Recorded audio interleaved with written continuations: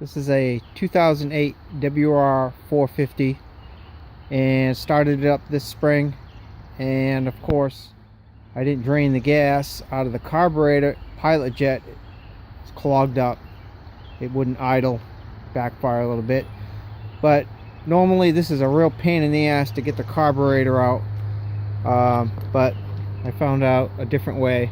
Take the seat and the tank off, bolt here, and a bolt on each side of the thing, of the radiators. Then take these brackets out. There's two brackets, one here, 14 millimeter. Take those out. Loosen the Allen nuts on each boot, and this allows you to turn the carburetor to the side. Normally this is a really tight fit, and then when you take it off, it gives you enough room to get to the bottom, and you don't have to take the bowl off, because it's still a really tight fit to get the bowl off.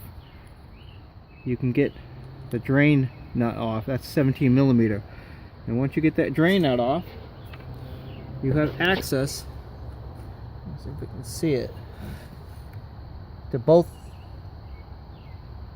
the main jet and the pilot jet, which is what is clogged up. I did have to take the chain guard off here, and I was able to get to the pilot jet, which is my cause. That's just a screwdriver, small flathead screwdriver.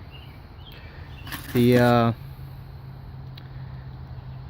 main jet, I use a 6 millimeter. So I'm gonna this was clean. That doesn't usually get clogged up. It's a pilot jet, very small hole.